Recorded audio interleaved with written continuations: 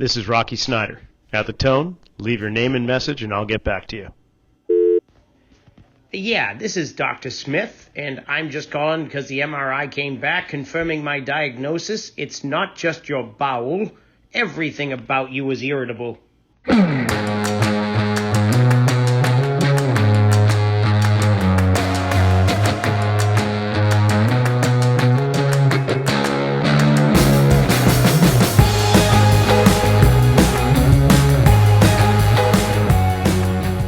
In this week's episode, we awaken the pelvic floor with the help of physical therapist Jenny Putt.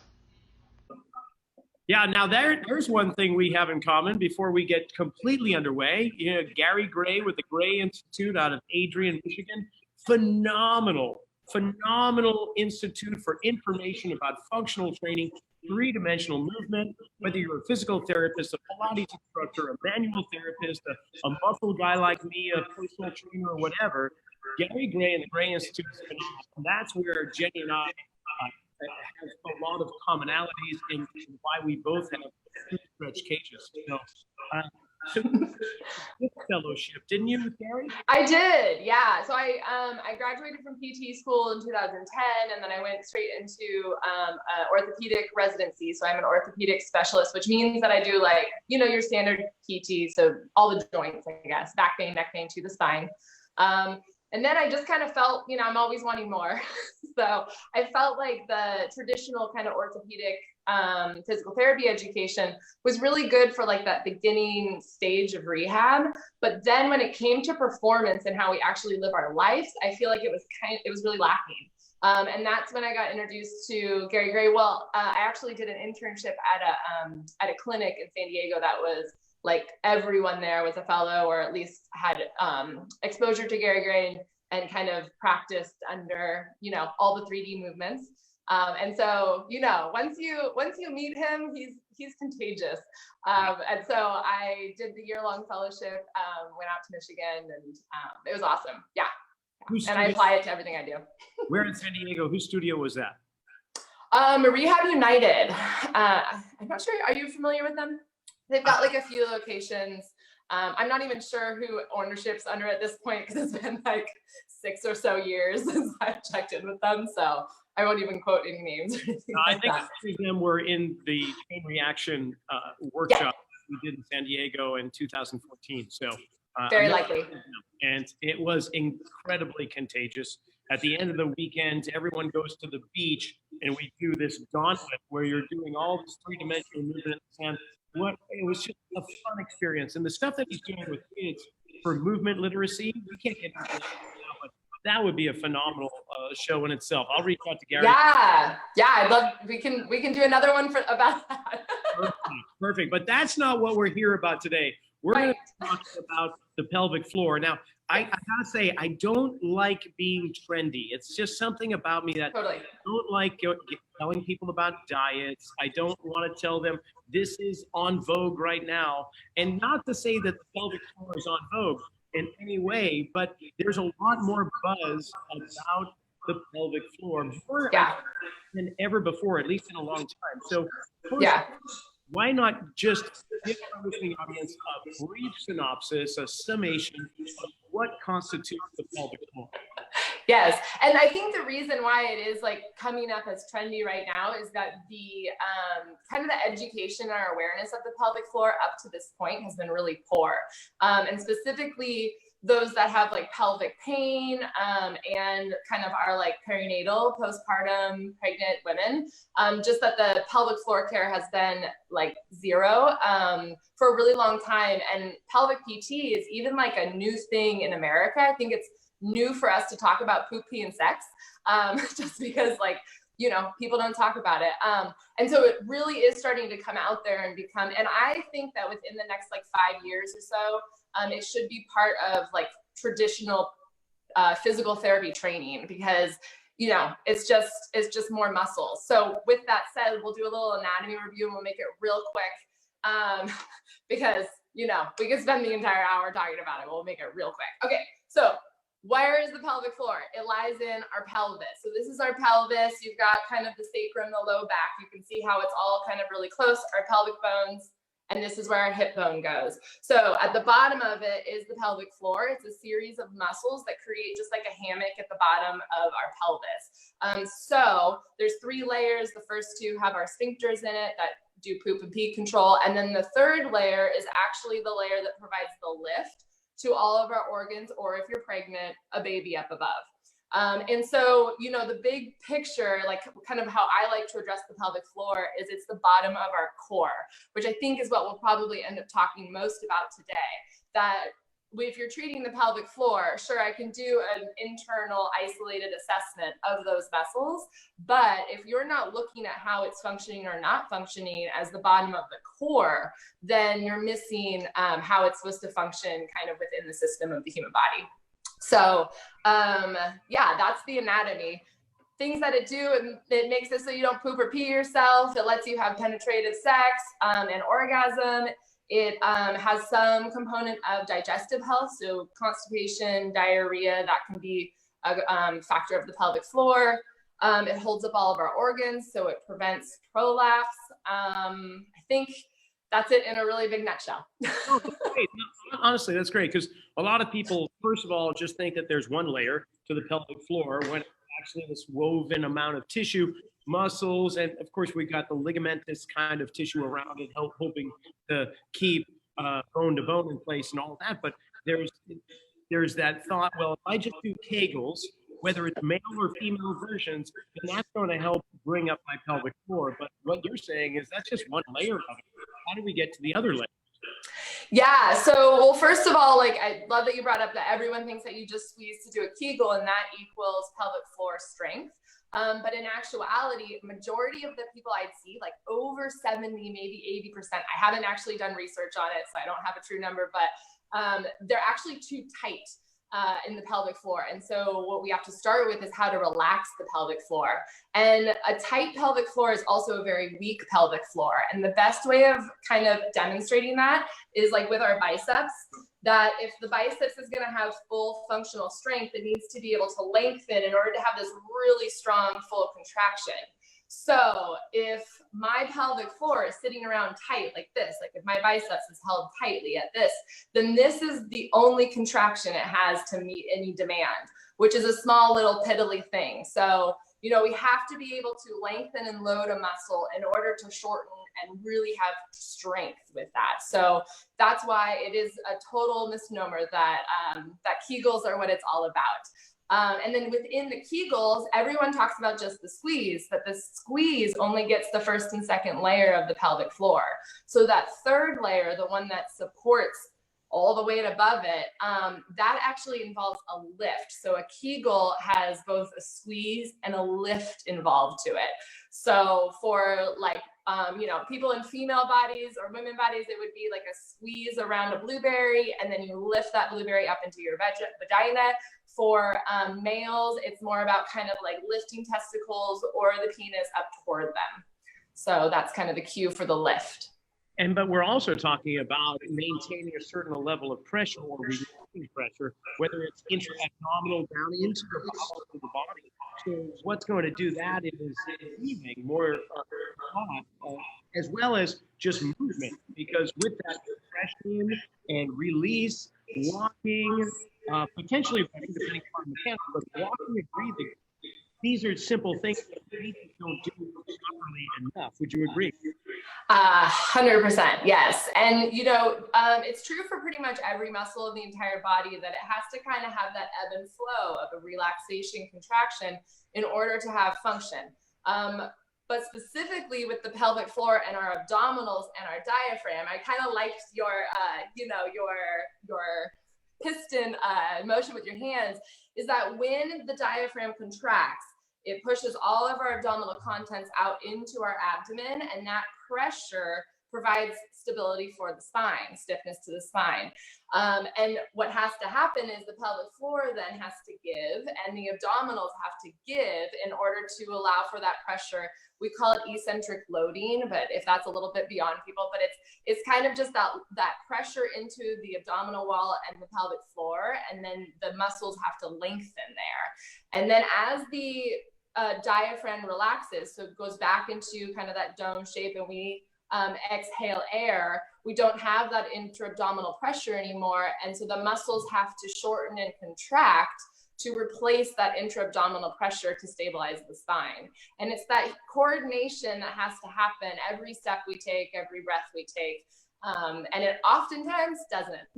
Well, you know, you actually bring up something that's very important, I think, overall in strength conditioning, but we can relate it to the pelvic floor. You just spoke of what's called eccentric loading. And for those that are just kind of thinking about that, imagine this, that as I lean off to one side, these muscles over here are lengthening, but they're preventing me from falling.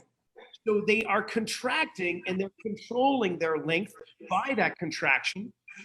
Therefore, this area of my body is very excited. This area over here isn't doing anything. It's shortening. But here's the thing. This is the thing that I find fascinating, Jenny. You probably agree with me, is that we spend so much time in a gym focusing on the shortening of the muscle, but very little time are we actually focusing on the eccentric loading of the muscle. And when we look at how we move, a big component, I would say actually 75% or more, is all about eccentric loading, and a very small percentage is all about the concentric contraction. So another way to think of that is my arm lowering down, these muscles are eccentric contracting to prevent me from just collapsing down. But we spend all of our time trying to shorten the muscle. So when we're talking about the pelvic floor, yes, we're talking about Kegels, but we're talking about more than that. We're talking about breathing, but getting both ends of the spectrum so we can really feel the tissue loading. In the case of the pelvic floor, you may not feel it necessarily like all major big muscles that you would normally kind of consider when working out, but we're still getting that loading of tissues and then that concentric force back up. But I think too many people have this tendency to only focus on the concentric and not the eccentric. Yeah. Yeah, and actually the eccentric is much harder for a muscle. It requires a lot more strength. And so it's kind of, you know, for the equivalent of a different muscle that we're used to seeing, it's kind of like if our goal is to do a body weight pull-up, like a strict pull-up, then you're actually more effective by starting in the top position of a pull-up and training the slow descent. So training eccentrically. And once you get that strength, you're going to be able to pull yourself up real quick. So we kind of use it in training as a tool to get better strength, you know, quicker strength, because it is actually harder for a muscle to do. So I think there should be a lot more emphasis. I agree. Yeah, now with muscles, typically they're attached to tendons most, and then the tendons are attached to bones. And so when bones move, the muscle will shorten, or when the bones move apart, the muscle will lengthen. In the case of the pelvic floor, it's a little bit different because we're talking about the bottom rim of the pelvis.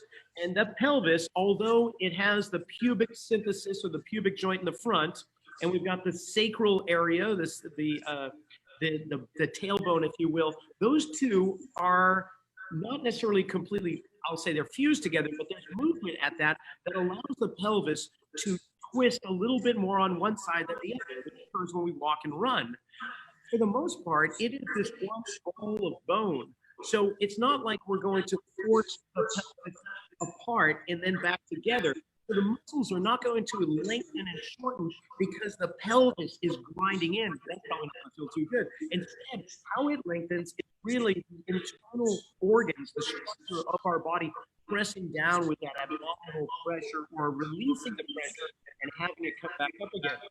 So when you're seeing a client or a patient and you're trying to develop integrity in the pelvic floor, what are some of the approaches that you typically take?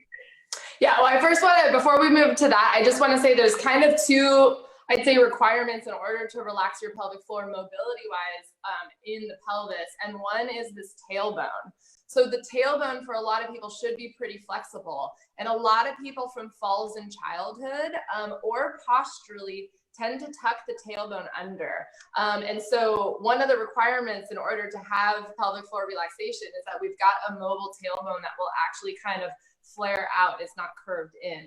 And then another requirement is you actually can see This right here is the obturator internus. It is actually a external hip rotator. So it's a deep hip muscle. So the hip mobility is really tied into the pelvic floor mobility. And if you've got bound up hips, you're gonna have a bound up pelvic floor too. So just a little side note on that, but I completely agree that, you know, with regards to what we think of as movement within joints, like the pelvis is one of the more stable joint networks, you know, across the whole body. Honestly, I'm so glad you brought that up. I didn't want to kind of step on toes. So we're going to be. Oh no, I just want to add a little, like it's true that there's not, like, we're not talking about these two bones moving here, but these little guys and a little bit of a lack of movement really goes a long way because we don't have these two big bones that are really moving a ton. Yeah. Exactly. So what we're looking at too is the hips. They can flex and extend. They can move away, we call abduct, or move toward the midline, or adduct.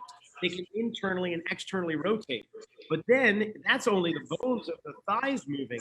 You start to move the pelvis, you can get the same action. When the pelvis tilts forward, the thighs or the hips create flexion. When the pelvis tilts back, we have hip extension. When the pelvis shifts to one side's abducting, the other one's adducting, and compared to the other side. And you can also get that by tilting the pelvis to the side or tilting to the other side. You'll get adduction and abduction. And when the pelvis rotates in one direction, one leg or one hip is going to internally rotate while the other one externally rotates. So we can affect the pelvic floor by moving the pelvis, moving the femurs, or actually moving all of it. I think what happens a lot of times, Jenny, is that too many times we think about the pelvic floor and we automatically go down to locking on the ground. Now, not to take away from supine exercises, anything lying there, and working on breath work, I don't know how many people really consider working the pelvic floor in a standing position other than simply Kegels. What do you think? Yeah, well, I often, I use supine, so lying on your back, as a position that is gravity eliminated, and I can prop a person into neutral. So neutral rib cage, neutral pelvis. And in that gravity eliminated neutral position, you're gonna have the easiest ability to connect to the pelvic floor. So relax it, contract it, kind of same goes with abdominals. And so I'll use that as like the first entry point to say, like, let's find it again. Let's just connect that brain to it. But this isn't how you function. So then we need to then incorporate it into the day-to-day. So I tend to incorporate it in the day-to-day immediately because we're already living life, not lying down. But what I tell people is that you really are going to find your first success lying on your back, propped up in neutral. And all these other positions and movements in life are going to are harder, much harder. And so they're going to come later with more coordination and more strength. So that's kind of, and actually we do, I personally, I think a lot of pelvic PTs should, if they're not, do assessment in standing because someone might be symptom free, like not have a prolapse lying on their back because there's no gravity that is, wading into the pelvic floor. And so if their symptoms are very specific to a movement or being against gravity, then you better be doing an assessment against gravity as well so you get an idea of what's happening. Exactly. No, I'm so glad you bring that in. It makes perfect sense. I think what occurs often with the average trainer and maybe some in the rehab facilities that they will only exclusively focus on supine movements because of the gravity-free, so quote unquote, like microgravity environment where you can really activate it. But unless you're re-educating proper function of it in a vertically loaded position or somehow, then really you could do a whole bunch of isolation exercises or integrative stuff on a lying down position, but you're not really assured that it's going to transfer very well once they get up on their feet. So I'm glad you bring that in. I see myself to kind of go from one end of the spectrum to the other. Let's see what it's like to stand. And if we see that you're not actually able to move in a certain way with the pelvis, the hips, and so on, then I'm going to take you down to a less a degree that's less involving, that's a little bit more simple, and of course we get down to the floor. And then once the floor they start to activate the way they should, then can we bring them back to a standard position? So it's this continual spectrum that, depending upon where a person starts, will dictate where we need to go. So I'm really glad you bring it up. So let's just say that you're on with a patient or client and they are in a supine position. Where do you begin? Right. So just like I said, most people hold too tightly. So we need to learn how to relax the pelvic floor. And we've also mentioned that breath is kind of what coordinates the whole system. And then on that inhale, that's when we really get relaxation of the pelvic floor. And so if the person wants to, I can provide internal feedback or external. Basically, we're learning how to tune into the pelvic floor, relax it through breath. Now, what I find is that there's a lot of training that has to go around breath, because we tend to just living where we, in America with everything going on, especially today, we are feeling like there is a tiger chasing after us. And so we're kind of all in this stress breath of up in the chest. And in order to get a true good breath that kind of provides that intra-abdominal pressure and relaxes the pelvic floor or lengthens it, we have to be diaphragmatically breathing. And so the first step tends to be, let's learn how to breathe again. Let's learn how to do a diaphragmatic breath, which doesn't seem connected to the pelvic floor at first, but then now that you know all these things, it's like, yes, you can't start anywhere if you're not breathing right. Yeah, I mean, it's simple enough. You take yourself a water balloon and you put it in the palm of your hands. And I want you to imagine that the top hand is your diaphragm. The rib cage is right up here. And when you breathe in and inflate those lungs, the diaphragm has to drop down. So it's dropping into the pelvic bowl. What happens to the pressure in that water balloon? Where does the pressure go? It goes all around the sides, but downward as well. So if we're only breathing in our chest, or maybe you're a shoulder breather, but you're not actually dropping down into your midsection, you're actually not waking up the pelvic floor. So that's huge breathing. So you mentioned internal, external cues. With breathing, everyone thinks, oh, what do you need to know about breathing? Well, it's interesting that so many of us actually do not breathe properly. How do you cue somebody to try and engage a little bit more efficient or better breathing again? Yeah, so ideally, proper breath is going to kind of fill up our entire abdomen all the way around and down, pretty evenly distributed. So everyone kind of has a little bit different version of what kind of dysfunction they have, and then that will dictate kind of where the training, what we're focusing on. So what I need to look for first is your breath in your chest or is it down? So if they're in their chest, the first step is bring it down. So I take one hand on chest, one hand on belly, and we're trying to minimize movement of the top hand and put the breath into the bottom hand. But we're not pushing the breath there. We're just kind of gently letting go of our abdominals and guiding the pressure there so that we're not bearing down at all when we're trying to do an inward breath.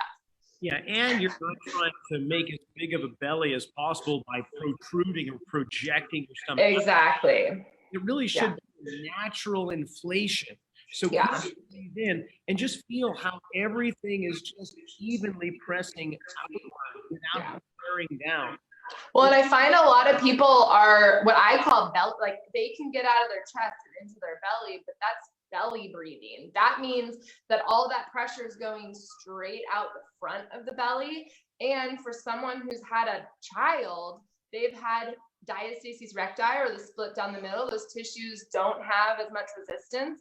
And so that is not a good, that's not good. That's not a good breath. And it's not evenly distributed. It's just straight out the front. So it's not providing the stability to the spine by being all the way around. So once we get it down into the belly, at least, then I kind of put focus on the last 6 ribs on the sides, because that's where the diaphragm inserts. So if we can still keep it out of the chest and get those ribs to kind of open up like your bucket handle, so out to the side and up, then that's going to guarantee that we're getting movement of the diaphragm, because we're getting the rib cage to move out and up. Instead of lifting front and up by breathing into our chest. And once we've got that, then I need to make sure it's going into the pelvic floor. So all the way around and down. And so then the fascia that ties into the pelvic floor is like the fascia of our lower abdomen. So I have people put their hands right above their pubic bone, below their belly button, and make sure that that part of their abdomen is expanding into their hands. That's going to be the best way of kind of knowing it's getting into the pelvic floor. I'll also cue people to visualize like the two sit bones widening or breathing actually into them. So you're trying to send it all the way down, but again, not bearing down. And ideally what we're looking for is that evenly distributed. I like to talk about, you know, infants, how like they've got that kind of barrel belly to them, that it's all the way around and down into their pelvic floor. And that is optimal stabilization for the spine on an inhale and optimal relaxation of the pelvic floor, or an eccentric load if you're loaded. So yeah, two things that I think of as you're mentioning a few things. One, the diaphragm. You know, the diaphragm is, for those still kind of tuning in, we're talking about awakening the pelvic floor. I've got Jenny Putt, local physical therapist here with me. My name is Rocky Snyder, Rocky Fitness Center. You're listening to the Rocky Files, and we'll be on YouTube channel, Rocky Snyder CSPS, if you want to tune in there a little bit later. But the diaphragm itself is kind of like a parachute. In the center of the parachute, this hole. And what comes through the diaphragm are two major things, the aorta and the vagus nerve. And so those two elements, one of the largest blood vessels in the body, supplying nutrients and circulation to your lower extremities, as well as a nerve that innervates a lot of your lower body, that is going through the diaphragm itself. Provided there's a proper amount of spacing, then all is well. But if the diaphragm is not functioning well, we could very well see a restriction on blood and nerve flow. And that could very well affect your digestive system, your reproductive system, your circulatory system, a whole bunch of other things.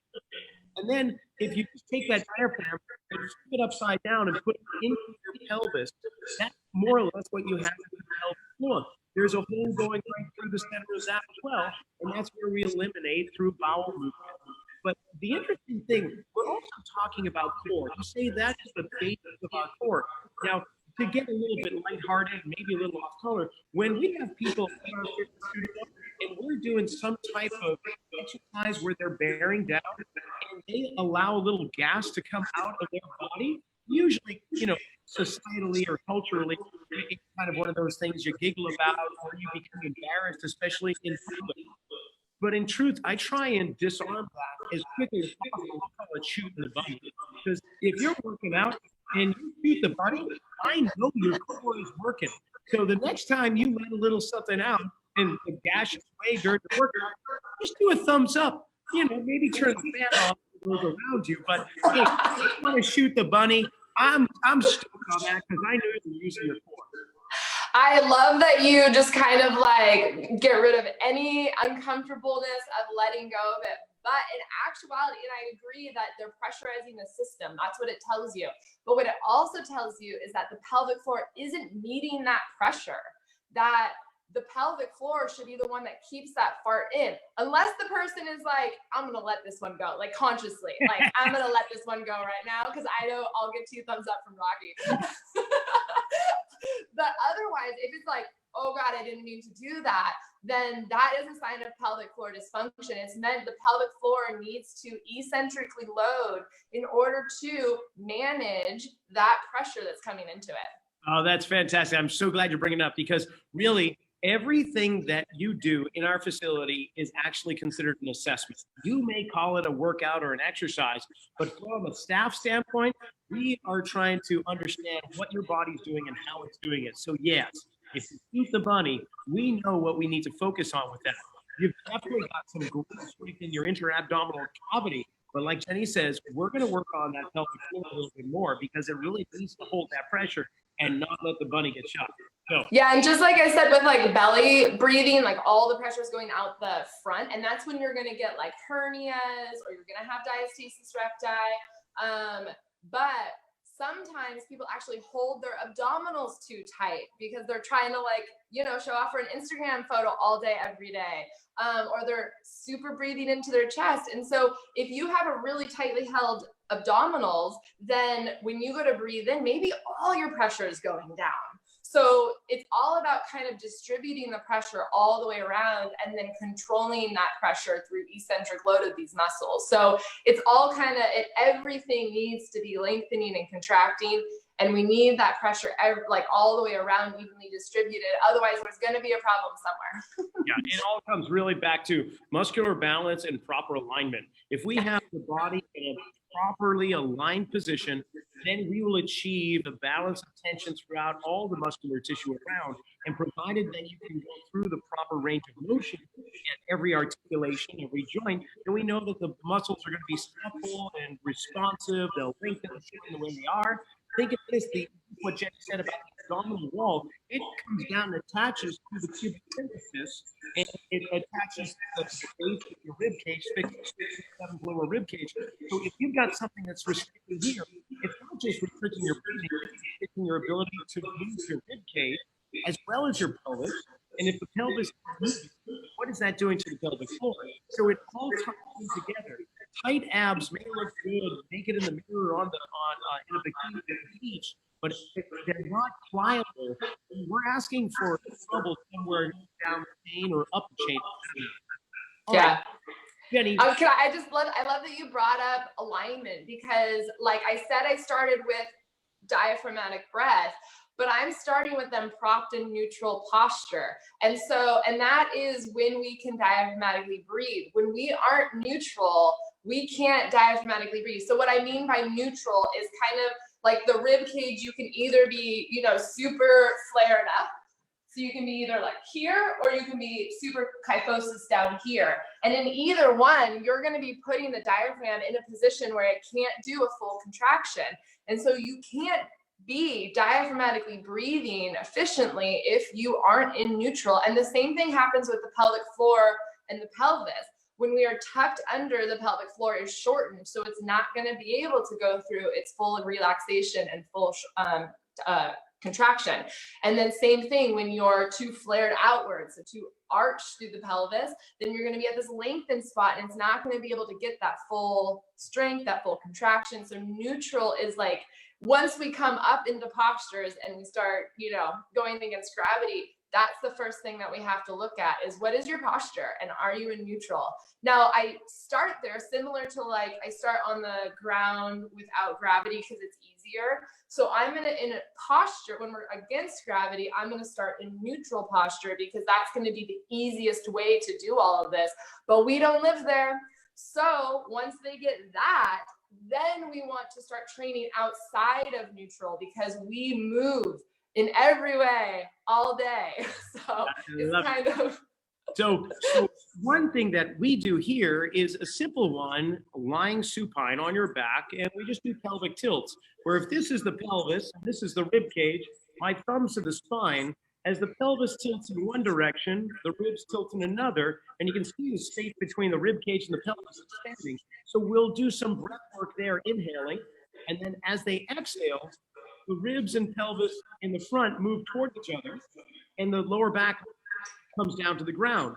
And it's these cog-like wheel actions that occur between the ribs and the pelvis in all three dimensions. So we'll start there, and then once we establish that and get their breathing synced up like that, we may actually take them over to hands and knees and do what many call the mat cat switch. Cat and camel, cat and dog. It's a yoga pose, but now we're somewhat in gravity, even if we're on our hands and knees, and can we feed into that? And then from there, maybe stand them up against the wall, and can they start to get that motion there? From there, we'll pull them away from the wall and stand parallel. And can they get their pelvis to tilt forward and back while their ribs tilt in the opposite direction?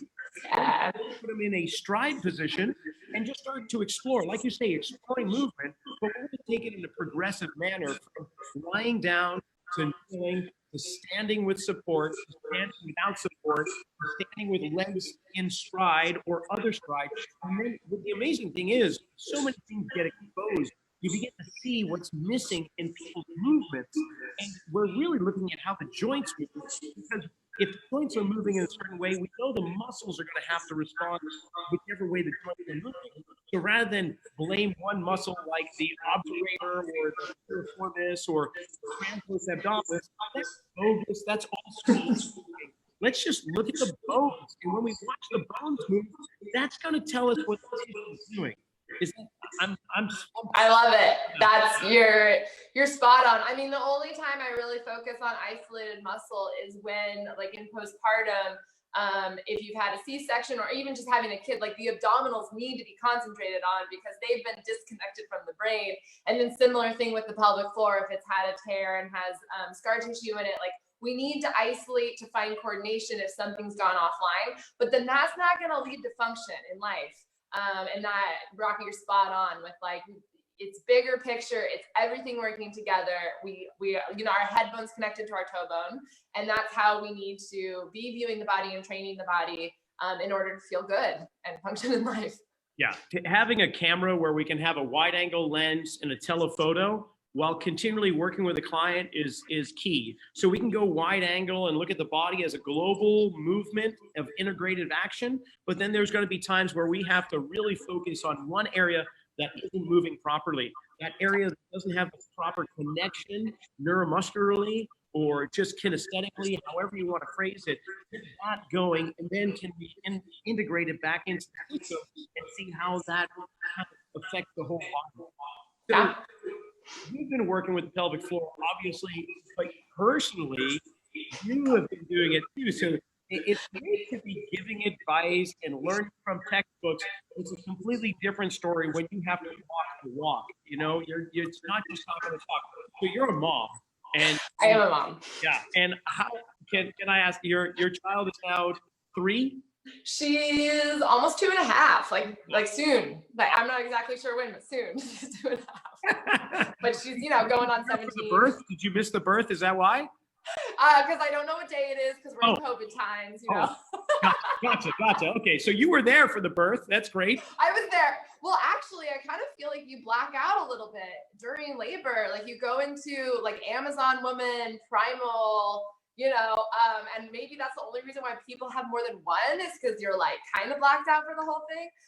But I was physically there. I was definitely physically there. Okay, all right. Not to get too personal, but I'm wondering what type of birth was it? Was it natural or cesarean? Yeah, it was natural. I guess like my pregnancy, I blew up. I was like one of those whales. Like I was not a cute pregnant person. I think I gained like close to 90 pounds, and then my kid came 5 weeks early. So who even knows how big I would have gotten? No, I know. That was about the time the Greenpeace ship, Rainbow Warrior, was cruising by the Central Coast. I had no idea why that was happening, but now I do. All right, cool. Now you do. So that was good. That was a really good one, Bobby. So what I first experienced during pregnancy is I have a chronic low back pain, and I've found that through weight training, that's my best way to be pain-free. And so I needed to be lifting through pregnancy in order to be, feel good. But what I found is that there just wasn't anyone that knew much of anything about pregnant women lifting anything. Like you kind of got the two extremes of advice of like, don't pick up that jug of water. Or like, whatever, just lift how you always lift and keep doing what you're doing. You're good to go. And so there was this really big gap. And then also you just kind of become aware of like, I own a pelvic floor, I have a vagina, and I don't know it very well. And you don't really get to know it until you have a baby sitting on top of it and a baby that's expected to come out of it. And that's when you start, like, as a physical therapist, I was kind of starting to ask my patients about pelvic symptoms, like kind of doing a screening. And I have a ton of patients that have chronic low back, hip, sacral pain. And when screening for the pelvic floor, there was all these positive answers of like, how am I missing the bottom of the core? Like, what have I been doing this whole time? So from personal experience and just being like, what is missing here? The pelvic floor was 100% the answer. And then the second, and this is why you're hearing pelvic floor a lot as, the fad of everyone talking about it, is that even though a ton of people are talking about it, there's so many people that don't have a clue. There's still people who think that you have to wear, you know, diapers for the rest of your life, and that you're just gonna, you know, oh, I pee myself when I jump rope because I had a kid. That's my life. Or, oh, sex is painful and not pleasurable. Like, that's just my life. I had a kid. And so then you just become this educator because you're just like, no, it's a muscle. We can rehab it. There's a way. You can feel better after pregnancy or delivery, you know, having a kid than before. And so, yeah, from personal and from just feeling like there was something lacking. And it was my perimenopausal women too. What happens, you know, hormonally is we have a big drop in estrogen, and that leads to increase in inflammation, decrease of our like mucus cavities, and we have weak tensile strength, so the collagen goes down. And with all of that, we also just naturally, men and women, regardless of hormones, we lose muscle mass as we age. And so that whole combo leads to people in perimenopausal stage having pelvic symptoms or having back pain or hip pain. And it's these impairments of the pelvic floor coming to the surface that because they were never addressed in postpartum. So I'm glad you bring this up, because we're not just talking about pre or postnatal. We're really talking about the spectrum of life, because we're always going to have that pelvic floor with us, for most of us at least, and it is going to be dictated by the environment that we find ourselves in and the activity level by which we live in that environment. So for many of us, especially sheltered in place, a lot of activity level has diminished for many people. They're sitting in front of a laptop or webinars or emailing, Zoom meetings, and so on. So that pelvis becomes stagnant, and that stagnancy does not allow for proper movement, of course.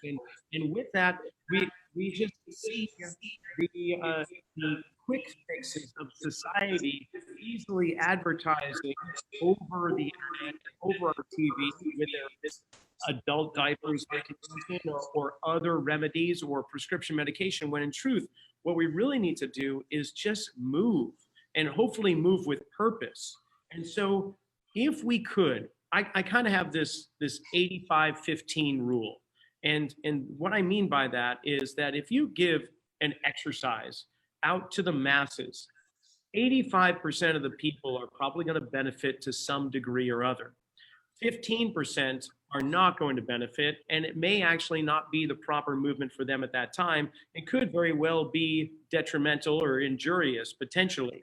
So with that said, if we were to, I'll put you on the spot, Jenny, if you were to come up with 5 go-to movement, experiences, exercises, however you want to label it. I don't like using the word exercise because most people, they just have this negative connotation when it comes to the word exercise. But if we could have 5 experiences that we could present to the body to help encourage a healthier relationship, to get Santa Cruz in, I guess, a relationship with their pelvic core and their vagina or penis, or however you want to look at it too, right? You know, we'll keep that on the adult side for now. But if we wanted to just get 5 go-to movements, experiences, what would that be? I mean, specific to today with everything that's going on, I would say that number 1 would be breath. The pelvic floor is similar to like our neck in that we hold tension in it. And so with everything going on in the world right now, our pelvic bowl can be holding a lot of that stress. And not to mention, you know, the racial trauma, you know, from epigenetics and everything that can be held in the pelvic floor. And so, and just like you said, that stagnantness of it. And so the number 1 thing I would give to at least 85% of people that are listening to this would be breath into the pelvic floor. And so that is kind of like we mentioned before, like hands above the pubic bone, below the belly button, and breathing down into the pelvic floor. What you might feel is that you don't put your breath down there, and that you might feel this sense of like, oh, I've been holding this whole time. So that would be number 1. And then number 2, because these days we're doing a lot of this Zoom work and stagnant, just staying inside, would be kind of our stagnant posture, specifically in sitting. And you know, posture is one of the harder things to change, harder things to work on. But it like literally, it's what we have to start, you know, it's what we have to start with, just because it dictates everything. So just in sitting, I guess, with the position of the pelvis, if you go ahead and like rock back onto your tailbone and kind of tuck your tail under, you'll feel that the front of your hips get pretty tight. And so then if you roll forward until right when you're sitting on your sit bones is usually when you'll be able to put your hands on the front of your hips and sink your fingers into your hips. That tells you that you are in neutral. Now, if you go further, you're going to feel your low back tighten. And then we want to avoid that too. So it's kind of, if you go from the tight front of the hips back on your tailbone, roll forward onto the sit bones until your hips are squishy, right there. That's kind of the best place for your pelvis to be. And usually in sitting, the pelvis is going to kind of dictate what happens, you know, around the rest of you. So whatever your setup is at home, whatever position or a chair that you're usually in, just kind of seeing if you can get into that posture. And if you can't, consider changing the chair that you're in. If it's one of those ones that just, you know, puts you all the way back automatically and you can't get out of it because you're stuck in a hole. That's great. Now, what I typically do for the live viewing audience here is I will record this and then post it on YouTube. And typically at the end of each of these segments, I'll do a little video with some movements to try that pertain to what we've been speaking about. So yeah, if you've been watching this at the end, we'll do some of those. Yeah, and I actually, on my website, have a ton of videos as well. I mean, there's 4 go-to exercises that I give people, and I give different versions of it to them based on like whether they can keep posture, what their breath is, all the things. But that is, and they're kind of your floor to side plank, you know, it's dead bug and like a side plank clam kind of thing, and bird dog, and a log roll on your back too. So it's like the very first initial, like, and with them is kind of, you have to do your checklist of your neutral position. You have to, what's my position, and then what's my breath doing. And if you can maintain position and breath with them, then they're good for you. And that's where I start before we then move up and at them. You bring up a really good point, and it's something that we reinforce on a regular basis. If you want to come in here and get a workout and just hit it hard and turn your mind off, this is not the facility for you.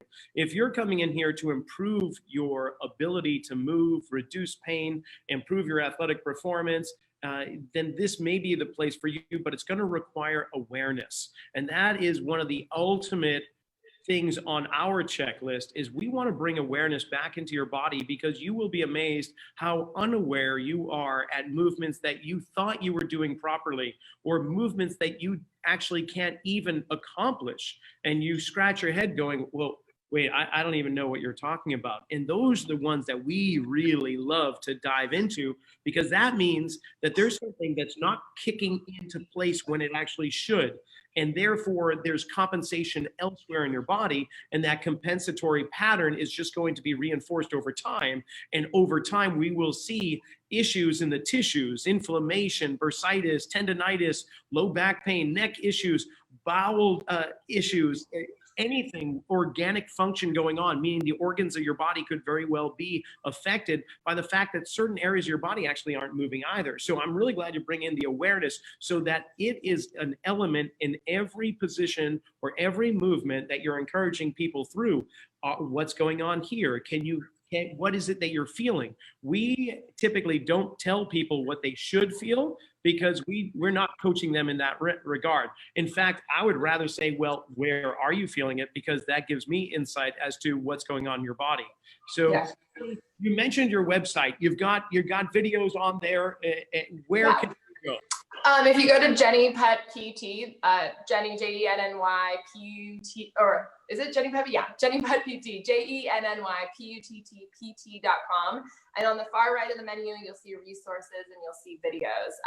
And I would just say to what you just said, Rocky, one of the biggest questions that moms have for me is, well, what should I do? What should I do for, getting back? And the bigger question, it's not what, it's how. And that is where it's like any exercise can be good or bad for your body. And that's where that like conscious movement really comes into play. I mean, like those classes that are like core power, you know, it's like majority of people will walk out just having strengthened their hip flexors and their low back, not their actual abdomen. And so like in theory, the intention is there. We know we need core strength, but if you're not tuned into how you're doing something and what muscles you're using because of how you're doing it, then you could be having good intentions with like a bad result. Honestly, yeah, high intensity training is like a cocaine habit as far as I'm concerned. It may feel really good and get jacked up in the short term, but over the course of time, it comes with a cost that you can't imagine. So Yeah. you've got to bring awareness. It's not bad doing higher intensity training. I'm not trying to say that, but if you're in a group class where somebody's just coaching you to go and you're in a class of cyclists and you're just cranking without truly being aware of what you're doing, you might be in for some really troubled times somewhere down the road if you keep that up. Yeah, So, and maybe not when you're in your 20s, but definitely when you get into your 40s and 50s. that's it, exactly. And I think that's why we see so many high intensity small box gyms with 20 and 30 something year olds. Mating ritual, really. They're doing it to prim their plumage and Yeah. themselves. But you know, kids and mortgages and businesses and everything else, you got to think of longevity. So that high intensity stuff, we can keep it for the indestructible 20 something year olds. But when reality hits, come see Jenny. That's Or Rocky. all right. There you go. Jenny, I'm up against the clock. This flew by. This is fun. I'm so glad you had a good time. I did too. We'll have to do this again. Maybe do either pelvic floor part 2, or we'll find something else in the body. I mean, we've got 635 muscles, Right. choices. There's got to be something. Yeah, and maybe if anyone watching has any questions, maybe they can shoot them over to you. And if there's any topics that they'd be interested in, that would be cool. Oh, yeah. Now we bring it up at the end of the hour. Darn Oh, it. my bad. Yeah. Hey, Message throw him something on privately chat. after this. Yeah. Oh, yeah. Let us know. But I will leave you with this thought, and it's just nothing in the anatomy books, but just an observation that we are made of domes, right? Our body, we've got the dome here that protects our nervous system. We've got a dome here that allows for food to get in. We've got a dome here where our diaphragm is, and the cage here protects our cardiopulmonary system as well as other things. And we've got an inverted dome that we've been talking about for the last hour in regards to the pelvis and the floor. And the tissue is very interesting that covers the base of these domes, the palate of your mouth, the diaphragm, the pelvic floor, even the foot and the plantar tissue. Structure repeated with tissue that's very similar. Coincidence? I don't think so. I think not. Yeah, so wouldn't that be interesting? If you found a sore spot on the palate of your roof, of your mouth, how might that affect your feet? Or if you found a sore spot on the arch of your foot, how might that affect elsewhere? Maybe that's it. Maybe Jenny will bring back and we'll discuss structures and repeated structures in the human body or something. I'm in. All right. Well, I want to thank everybody for tuning in to the RockFit Files. Thank you, Jenny Putt at jennyputtpt.com. If you want more information, reach out for Jenny. She's been fantastic. And I got to say, I'm looking forward, hopefully, if Santa Cruz High football season kicks into gear, I want the same as last one, and I want to be standing on the sideline right beside your treatment table working hand in hand with you. So Time will tell. that's it. Thanks, everybody. We'll see you all another time.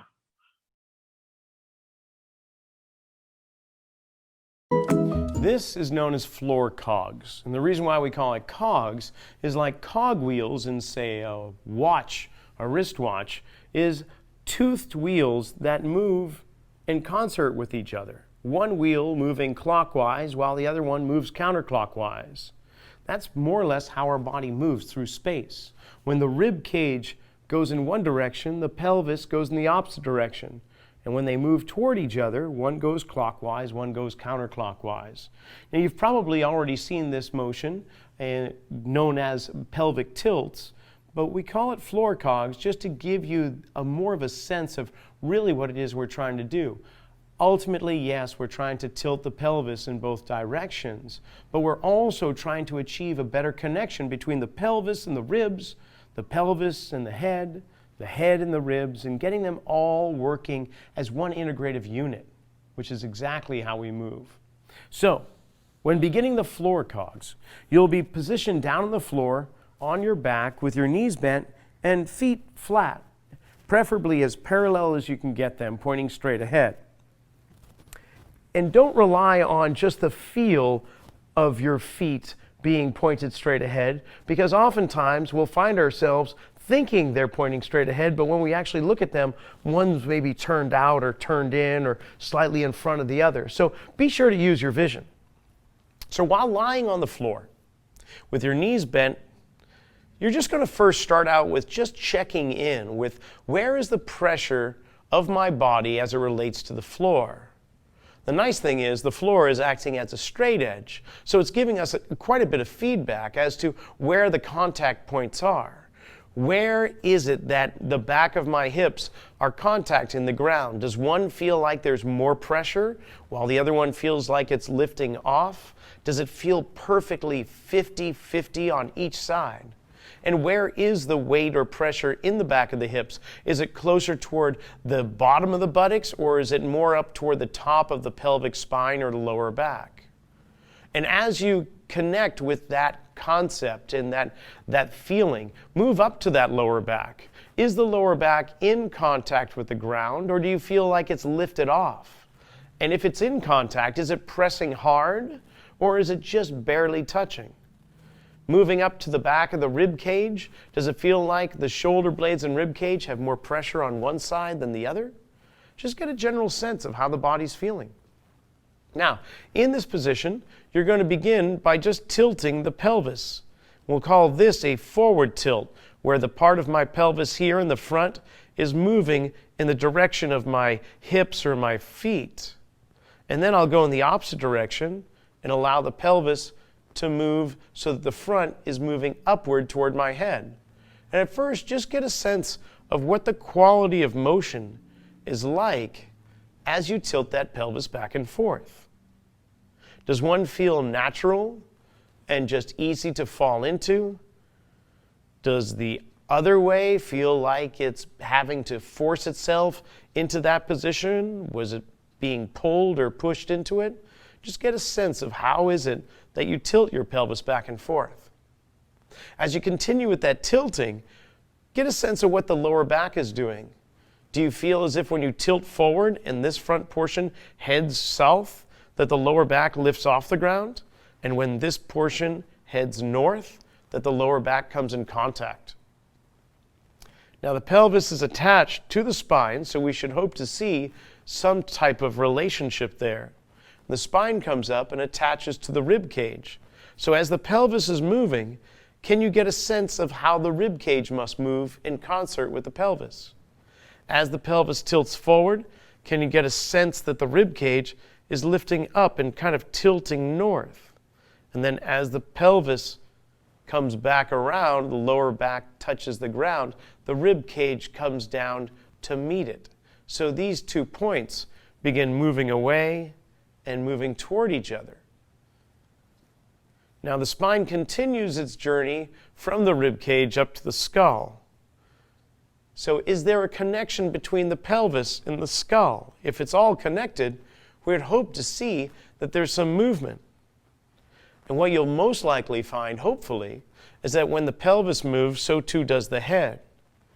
In fact, they should move in the same direction at the same time. As you continue with this tilting action, you might want to encourage yourself to breathe in as you feel your lower back lift off the ground, and breathe out as the back comes back down. After you've done this for a minute or so, do a reassessment. Check in once again. Where is the pressure on the underside of your hips? What does the contact of the lower back feel like? What about the back of the shoulders and the back of the ribs? Is there a difference? Has something changed? don't be surprised if you feel like something has drastically changed. Because although you've just been lying and moving the body, you've been doing it against the straight edge of the floor. And you've been doing it in such a way where the joints begin to move in concert with each other, opposing actions. That means the muscle tissue in between gets to experience true length or true shortening at the right time. The sagittal cogs are movements that we're going to explore where there's action forward and backwards. Sagittal action typically refers to a tilting forward or back of the rib cage, the skull, the pelvis, maybe even some of the foot bones. And then when we talk about the hips and shoulders, sagittal action is all about extension and flexion, this forward motion. So when we're doing the sagittal cogs, we're going to start by trying to pay attention to the pelvis itself. Consider it like a bowl of milk, where you have that bowl, when it's nice and level, the milk is almost at the rim and it's not going to spill out. Now, if I were to do an anterior or forward tilt, the front of the bowl right under my belly button would begin to tilt downward. The back side would begin to lift up and the milk would pour out my belly button. If I were to go in the opposite direction, from neutral or balanced position and begin tilting the backside down, the front side would lift up while my thumbs drop down. And the milk would, say, pour out my tailbone. This is the action we're looking for in the sagittal cogs. Starting with the pelvis, just get a sense of what is it like to tilt the pelvis forward and tilt the pelvis back. Is there a difference between the two? And imagine that the pelvis is a bowl balanced on top of a pole, and that pole is trying to stay pretty still. So the tilt is purely forward and backward without the pole or your thighs bending and straightening. Can you just create this tilting action while your legs stay straight for the time being? Now, as you tilt this back and forth, can you get a sense of action feeding up into your rib cage? When you tilt the pelvis forward, your ribs would be sent forward through the spine unless you did something else to maintain a balanced point. And that is to tilt the ribs in the opposite direction, backwards. So can we get a sense of what that's like with a forward tilt and a backward tilt? Anterior, posterior. Does your head stay in one place above the rib cage? And does your rib cage stay above the pelvis? You can see in the background that the board right in front of my body is not being broken. I'm not letting my head or my ribs or pelvis drive in front of that line. So it might be something good to use a mirror perhaps in the future to see if these movements are for you. Now, there is a bony part of your pelvis called the pubic bone, and then there's the xiphoid process. If you've ever taken a CPR class, you probably know what that is. It's the very tip at the bottom of your sternum or manubrium right there in the front of your rib cage here. You're going to try and bring these 2 points together, or at least closer. They don't have to touch. And then you're going to cause them to move away from each other. Can you do this action still maintaining a stacked position with your posture? What is that like? Are you able to flex into the spine and extend? Do you notice that only the pelvis is moving and the ribs are not doing much? Or are the ribs doing everything and the pelvis is not moving? Can you get them to move simultaneously in a cooperative way? Now, the head itself wants to maintain a nice level posture while everything else is moving underneath it. Kind of like a duck on water. The feet are moving fast and furious below the surface, but you wouldn't know it from looking up above. The head is always trying to stay locked on the horizon. So as we move through these cog actions, we'll explore what it's really doing to the head. So if I'm flexing my spine and I were to just freeze this position and straighten out the body, you'd see my head is actually tilted back. In the same direction my pelvis is tilting. And when the pelvis tilts forward, the ribs tilt back and the head stays level. If I were to straighten this out, we would see my head tilting forward as well. It is tilting forward and tilting back with these motions, but the body moving underneath it causes the head to stay level. Now, what does it mean for the legs? Well, as I do my anterior tilt, I want to have my knees begin to bend. Some rib cage tilting up and back, pelvis tilting forward, and knees going into a flex position, which causes my ankles to go into a flex position, and the knees travel slightly inward to flatten out those arches of my feet. And the opposite occurs when I go into a posterior tilt. The knees begin to extend, the arches begin to lift. You may feel weight more toward the outside of the feet and into the heels. Can you get a sensation of that? What is that like? Do you struggle with one motion? Can you work through it? This is just another way of integrating proper joint mechanics and biomechanics into your body, something that may be missing a little bit here and there. So do be sure to assess, then move, then reassess, just like all the others, to make sure, is this what you need at this time? There shouldn't be necessarily any pain with this. Pain is your body's way of telling you, I'm not probably doing this the right way. Maybe slow it down, check out how it is you're moving. Maybe cleaning up the movement will actually let that pain sensation drift off. But if it does continue, maybe this just isn't the one for you at this time.